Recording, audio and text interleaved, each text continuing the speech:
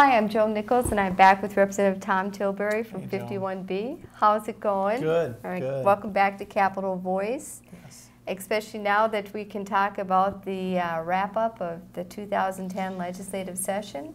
Yeah, I look forward to it being wrapped up. It was a heavy couple of last weeks for sure that took place.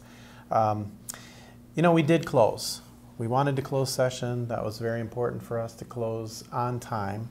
Mm-hmm. Now, some people may say, oh, well, you had a special session. Well, that's because of the negotiations that were taking place. You know, and I'll throw in maybe the governor fishing for a couple of days. But other than that, it was called into a special session to really wrap up the deal. So it went in pretty calmly. It was probably the calmest I think I've seen our end of session situation. The only thing that I think of that took place at the end of our session was we wanted to pass our K-12 finance bill, our education bill, which was not filled with budgetary things because this is not a budget year, but it was filled with ways to help our schools.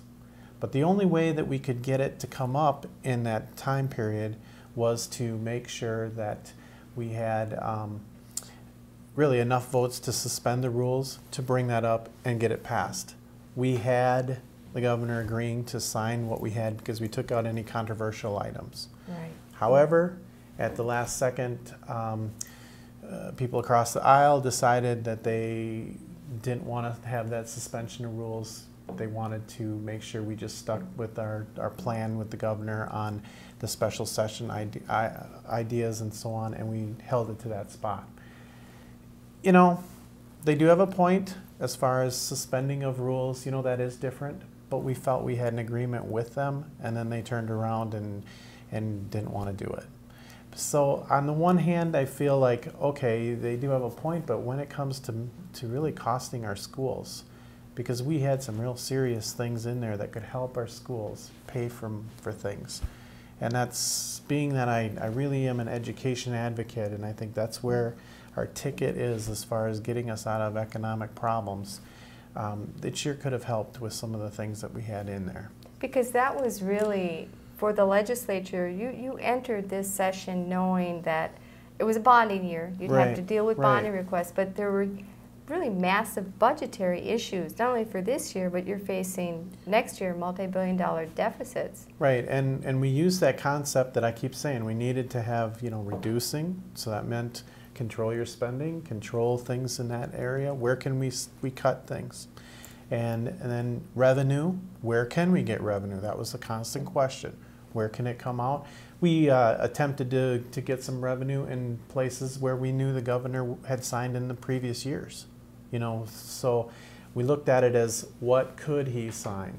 You know, and we understood when he said we didn't want to put, you know, tax increases and so on. We did understand that, but there comes a point where revenue is important too. And then we also wanted to reform.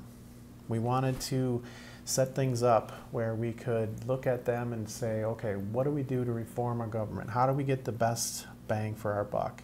One of the areas that we could do in upcoming time, and we set it up in our wrap-up, is we want to be able to, you know, for $1 that we send into the federal government, we're going to get 7 back if we go through that process. If we opt into Medicaid. Opt into that program. I don't know of any other thing that could be paying so greatly. That's a great return on $1. So, I mean, the only other thing that I've ever heard in the legislature that comes close to that is the investment in early childhood. Because they usually say it's about $12 to $14 worth of return if you invest in that. So I just think if we could do that, that would really help.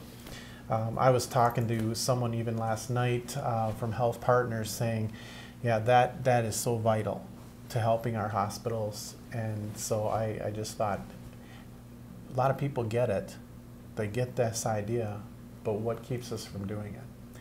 But the new governor that comes in, whoever it would be, has the opportunity to do that. So we set that up. The other thing that we did in wrapping up, just to talk about it, and sometimes I forget that we actually did it because it was so early, passing that bonding bill and getting that completed. We had about $1 billion worth of projects that were, if you remember, shovel ready. Some people may argue, well, we don't need that part, or we don't need this part, or well, let's keep it to just what we need. And I think whenever you look at overall common good of things that have to be done, that bonding bill committee, they spend so much time at making sure that everything that they do is fair, statewide, what do people need, what would look good Yes. with things. And also, you know, Minnesota is a place I want to be proud of. I think a lot of times when you look at, well, what did they do with Target Field? Did they skimp on that particular piece? No, they made it a show place. Now, we don't have to do that with everything, but I'll tell you what, there's times you do have to do that, because that's what we live with, and a lot of people want to live here in Minnesota, and they appreciate the things that we put forth in that. And I think that cannot go unnoticed. I once had a person tell me, well, we don't have to use decorative brick on our highways. Why do we do that? And I say, why not?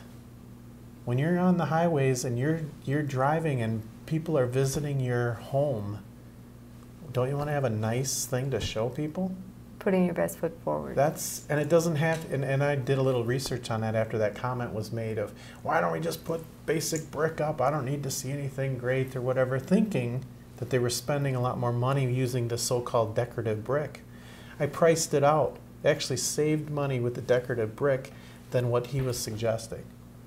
So I thought, wow, that's interesting. Isn't that what we have people coming, you know, and you know, in our government agencies and so on, trying to find these good deals, and then when they can make it look nice and still save some money, wow, I think that's great. So I think we have to be careful of judging out there, saying, oh well, you know, that must have cost lots of money, or that was a waste, or whatever, because I think it makes a huge difference. Well, as part of the legislature this year, you certainly had many opportunities to look at finding ways to save money, and it looks like in the next session you're going to be provided with even more opportunities.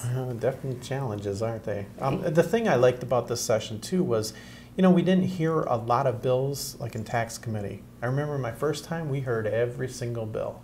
It didn't matter what it was, we heard it.